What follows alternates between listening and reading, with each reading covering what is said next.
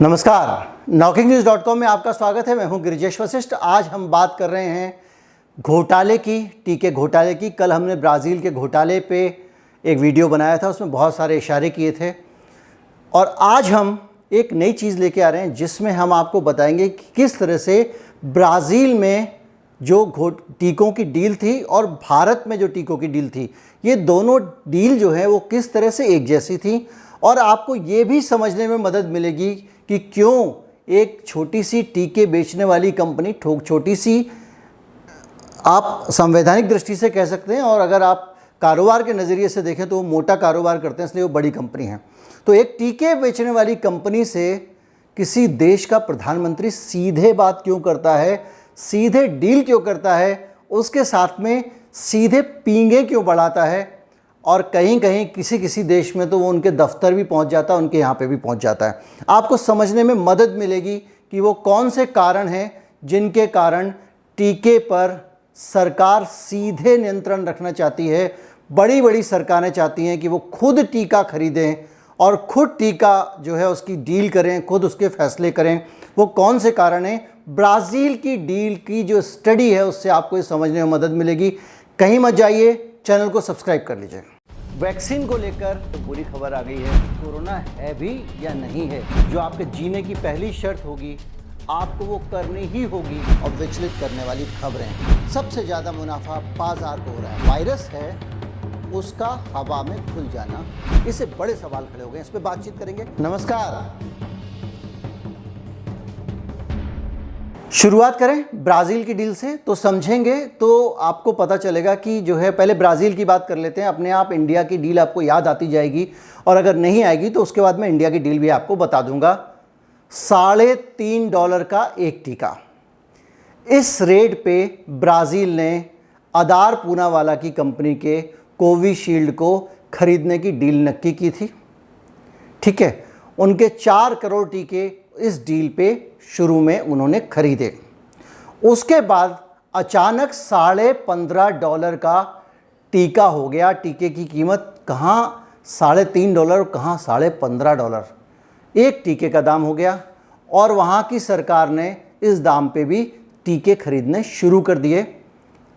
इस बीच में जो खुलासा हुआ है, ब्राज़ील का एक अखबार है DS पाउलो नाम का, उसने ये खुलासा किया है कि जो ब्राज़ील की सरकार है उसमें जो ये $3.5 का टीका लिया गया था, $3.5 वाला, सस्ता वाला, दाम बढ़ने वाला तो छोड़ दीजिए, उसमें भी एक टीके पे $1 की जो है वो, मतलब 300 रुपये के आसपास होते हैं $3.5, शायद आप मोटा मोटा हिसाब लगा 75 रुपये के डॉलर के हिसाब से, जो भी अमाउंट होता हो, $3.5 में से $1 का कमीशन मांगा गया था। और ये कह के मांगा गया था कि अगर आप नहीं दोगे तो ये जो आपकी डील है कोविशील्ड की, इसको हम कैंसिल कर देंगे।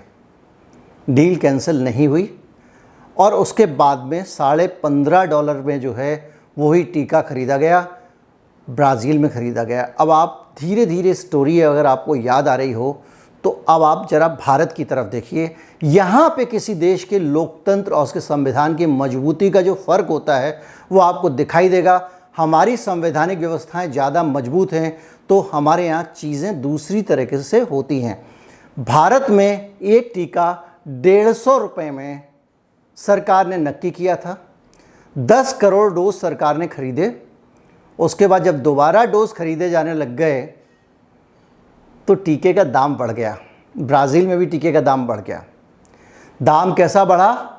हमारे यहाँ पे टीका कह दिया कि राज्य सरकार खरीदेगी तो $400 का टीका मिलेगा, प्राइवेट अस्पताल खरीदेगा तो $600 का टीका मिलेगा। वही टीका केंद्र सरकार को $150 का, वही टीका राज्य सरकार को $400 का। ये कौन सा $600 का प्राइवेट अस्पताल को? ये कौन सा रेट का सिस्टम है? कोई रेट किसी चीज़ का रेट होता है या मुंह देख के तिलक होता है, जैसा ग्राहक फंस जाए वैसा? और ऊपर से उस पर भी हमारी जो सरकार थी वो इस बात को तैयार हो गई कि राज्यों से आप जो है वो टीका राज्यों को बेच लो डायरेक्ट। इतना ही नहीं, जब इस पे विवाद हुआ, इस पे बवाल हुआ, तो फिर ये आधार पूनावाला साहब कहने लगे कि नहीं हम तो चैरिटी करना चाहते हैं, तो अब हम जो है राज्यों को 400 का नहीं 300 रुपये का टीका देने को तैयार है। 150 वाला 300 में और 150 वाला 600 में। वही टीका, वो तो सुप्रीम कोर्ट ने मिला के इन सरकारों को चनकट्टा नहीं दिया होता तो ये लूट के मोड पे डाल चुके थे। उसमें भी 50% टीके खुले बाजार में बेचने की छूट दे दी थी। मतलब सरकार को आधे टीके आप 150 में बेचो, बाकी आधे आप कहीं और बेचो। इसके बाद में जो सुप्रीम कोर्ट ने कहा भाई 150 रुपये का टीका मिल रहा है तो आप खुद ही क्यों नहीं खरीद लेते, आप तो केंद्र सरकार हो, आपका फर्ज बनता है आप सबको फ्री टीका लगाओ। दुनिया भर का जो है बेल आउट प्लान, ये वो अस्पतालों को लोन, तमाम तरह का पैसा बांटते फिर 150 रुपये का टीका जनता को नहीं दे सकते हो। तो उसके बाद में सरकार महान हो गई। इस देश की सरकार जब सुप्रीम कोर्ट के आदेश पे जब लोगों को मजबूर होकर टीका खरीदती है सबके लिए और कहती है पूरे देश का टीका अब हम ही खरीदेंगे। देखिए मजबूर सब हम ही टीका खरीदेंगे, समझ रहे हैं ना आप। वहाँ पे भी जो पहला वाला डोज, जो सस्ते रेट वाला डोज था $3.5 वाला, उसमें भी $1 का कमीशन था, $1 की रिश्वत मांगी गई थी। अब सरकार ने कहा कि हम सारे के सारे टीके खुद खरीदेंगे। हम ये नहीं कह रहे हैं कि इसमें रिश्वत ली गई है, क्योंकि ऐसी कोई सूचना नहीं आई है, ऐसा कहीं छपा नहीं है, ऐसी कोई जांच भी नहीं हुई है। इसलिए हो भी सकता है, नहीं भी हो सकता वाले मोड पे डालना पड़ेगा, लेकिन आम तौर पे नहीं हो सकता वाली बात ज़्यादा सोच के चलिए। तो अब जो है उसके बाद से सरकार ने खुद टीके खरीदे और खुद लगाने शुरू कर दिए। अब देखिए क्या होता है ब्राज़ील में। ब्राज़ील में बात यहीं नहीं रुकती है। ब्राज़ील की तो टीके की कहानियाँ जो है ना बड़ी मिलती जुलती सी हैं। अब आप देखेंगे ब्राज़ील में एक और चीज़ होनी शुरू हो गई। ब्राज़ील में जो बोलोसोनारो हैं, वो वहाँ के जो राष्ट्रपति हैं, वो किस तरह से रंग बदलते हैं ये आप देखिए। पहले वो टीके के खिलाफ थे, उन्होंने खुद भी टीका नहीं लगाया, लेकिन उन्होंने देखा कोविशील्ड की डील आ रही है तो कोविशील्ड इस देश में लोगों को लगाना शुरू कर दिया। ठीक है, फेयर एनफ, आपको टीका हो सकता है बाद में लगाओ, आप लगा सकते हैं। कोई भी आदमी दो तरह से सोच सकता है, सबके विचार बदल सकते हैं। लेकिन कहीं दूसरी कंपनी का टीका ना आ जाए तो फाइज़र के खिलाफ उन्होंने तरह तरह के बयान देने शुरू कर दिए। उन्होंने ये कहा कि जो फाइज़र का टीका है वो अगर ब्राज़ील में आएगा तो वो कोई गारंटी तो लेता नहीं है। कल के दिन किसी आदमी की दाढ़ी उग जाए, किसी महिला की दाढ़ी उग जाए, आदमी की आवाज़ पतली हो जाए महिलाओं की तरह, आदमी मगरमच्छ बन जाए टीका लगाने से, तो किसकी जिम्मेदारी होगी। फाइज़र तो कोई जिम्मेदारी लेने को तैयार नहीं है। वो कह रहा अपनी रिस्क पे हमारा टीका खरीदो। ये बात जब उसने बोली बोलोसोनारो ने, तो उसको मीडिया ने क्या कर दिया, ये बना दिया कि वो कह रहा है टीका लगाने से आदमी मगरमच्छ बन जाता है। खेल देखिए, सेम फाइज़र की जो शर्तें हैं उनको लेके भारत में भी सवाल उठता है। भारत में भी कहा जाता है कि हम फाइज़र का टीका नहीं खरीदेंगे हम, क्योंकि वहाँ पे जो है ना वो उसमें वो कोई जिम्मेदारी लेने को तैयार नहीं है। वो कह रहे हैं कि हमको गारंटी दो कि अगर कोई नुकसान हुआ हो तो आप भरोगे, इंश्योरेंस करा दो। सिमिलर चीज़ें, एक टीका जिसको अमेरिका बेस्ट टीका मान के चल रहा है, वो टीका ब्राज़ील में जाने की कोशिश करता है या भारत में आने की कोशिश करता है। दोनों ही शर्तों में उससे कहा जाता है कि तुम जवाबदेही लो। तो फाइज़र के मामले में ये क्यों हो रहा है, वहाँ भी क्यों हो रहा है, यहाँ भी क्यों हो रहा है, ये सोचने की बात है। अब आते हैं कोवैक्सीन की डील पे जो पिछले दिनों हुआ। कोवैक्सीन की जो वैक्सीन वहाँ खरीदी जा रही थी, उसको लेके किस तरह से स्वास्थ्य कर्मचारी के ऊपर, वहाँ के एक स्वास्थ्य विभाग के अधिकारी के ऊपर तरह तरह के दबाव बनाए जा रहे थे। वो दबाव सामने आए, वो सारे आरोप प्रत्यारोप सामने आए। मैंने कल वीडियो बनाया है। तो बोलोसोनारो साहब जो हैं वो उनको किस तरह से उनकी छुट्टी होने की नौबत आ गई है, उनके खिलाफ इम्पीचमेंट की मांग हो रही है। इम्पीचमेंट मतलब सरकार से उनको सदन में एक प्रस्ताव लाके उनको हटा देना, महाभियोग जो अपने यहाँ भारत में कहते हैं। ये कहा जा रहा है कि जो वहाँ का स्वास्थ्य विभाग है उसके ऊपर दबाव बनाया गया कि वो जो कोवैक्सीन है उसको महंगा ख़रीदा जाए, जो भारत का टीका है कोवैक्सीन, जिसका कल मैंने वीडियो बनाया और आपको बताया था कि नेपाल में भी कोवैक्सीन जो है वो महंगा ख़रीदा गया और उसका दाम बढ़ा दिया गया बाद में। ये देख रहे हैं सारी जगहों पे वही हो रहा है, दाम बढ़ा दिया गया, उसका 3 गुना दाम हो गया। तो नेपाल ने भी डील रिजेक्ट कर दी। ब्राज़ील में भी जब स्वास्थ्य विभाग के अधिकारी के ऊपर दबाव बनाया जाने लगा तो उसने पोल खोली, उसके बाद हालत जो है वो सबकी ख़राब हुई पड़ी है। कुल मिला के ये कहानी इसलिए नहीं बता रहा हूँ कि भारत के बारे में बताना है, ये कहानी इसलिए भी नहीं बता रहा हूँ कि आपको मुझे ब्राज़ील के बारे में बताना है या नेपाल के बारे में बताना है।